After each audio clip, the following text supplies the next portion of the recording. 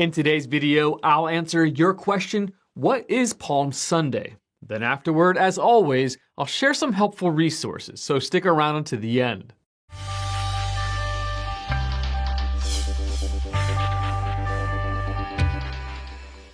Palm Sunday is the day we celebrate the triumphal entry of Jesus into Jerusalem 1 week before his resurrection. As Jesus entered the holy city, he neared the culmination of a long journey toward Golgotha. He had come to save the lost, and now was the time, this was the place to secure that salvation. Palm Sunday marked the start of what is often called Passion Week, the final 7 days of Jesus' earthly ministry. Palm Sunday began with Jesus and his disciples traveling over the Mount of Olives. The Lord sent 2 disciples ahead into the village of Bethphage to find an animal to ride. They found the unbroken colt of a donkey, just as Jesus had said they would. When they untied the colt, the owners began to question them. The disciples responded with the answer Jesus had provided. The Lord needs it. Luke chapter 19, verse 31 through 34. Amazingly, the owners were satisfied with that answer and let the disciples go. They brought the donkey to Jesus, threw their cloaks on the colt, and put Jesus on it. Luke chapter 19, verse 35. As Jesus ascended toward Jerusalem, a large multitude gathered around him. This crowd understood that Jesus was the Messiah. What they did not understand was that it wasn't time to set up the kingdom yet, although Jesus had tried to tell them so. See Luke chapter 19, verses 11 through 12. The crowd's actions along the road give rise to the name Palm Sunday. A very large crowd spread their cloaks on the road, while others cut branches from the trees and spread them on the road. Matthew chapter 21, verse 8. In strewing their cloaks on the road, the people were giving Jesus the royal treatment. King Jehud was given similar honor at his coronation in 2 Kings chapter 9, verse 13. John records the detail that the branches they cut were from palm trees. John chapter 12, verse 13. On that first Palm Sunday, the people also honored Jesus verbally. The crowds that went ahead of him and those that followed shouted, "Hosanna to the Son of David. Blessed is he who comes in the name of the Lord. Hosanna in the highest heaven." Matthew chapter 21, verse 9. In their praise of Jesus, the Jewish crowds were quoting Psalm chapter 118, verses 25 through 26, an acknowledged prophecy of the Christ. The allusion to a messianic psalm drew resentment from the religious leaders present.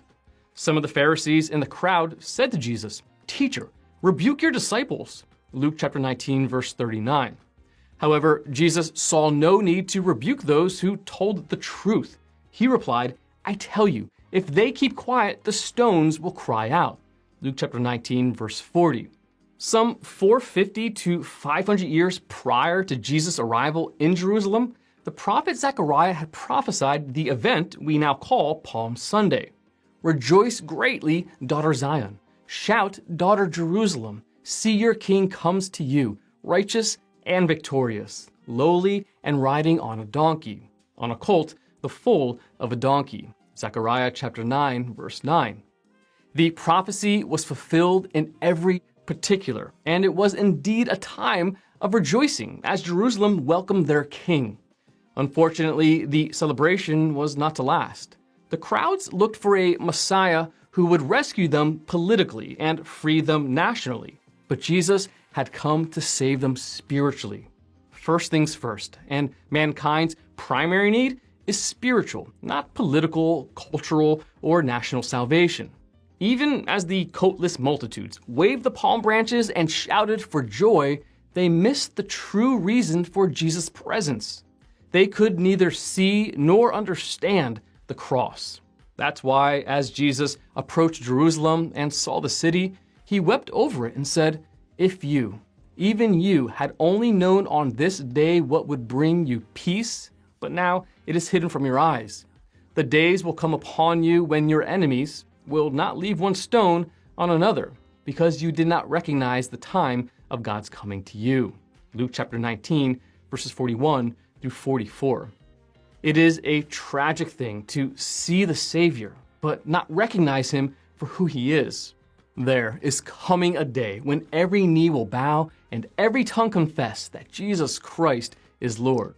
The worship will be real then. Also, John records a scene in heaven that features the eternal celebration of the risen Lord. There before me was a great multitude that no one could count, from every nation, tribe, people, and language, standing before the throne and before the Lamb. They were wearing white robes and were holding palm branches in their hands. Revelation chapter 7, verse 9. These palm-bearing saints will shout, "Salvation belongs to our God, who sits on the throne, and to the Lamb." Verse 10. And who could measure the sum of their joy? Want to learn more? Subscribe so you don't miss the next video. Visit GotQuestions.org for more great content and check the details section below this video. There you'll find one book I recommend, along with several links to related questions. If you'd like to learn about Bible Munch, or if you're interested in bite-sized devotionals, subscribe to Bible Munch on YouTube. It's linked right here. Now remember, got questions? The Bible has answers. We'll help you find them.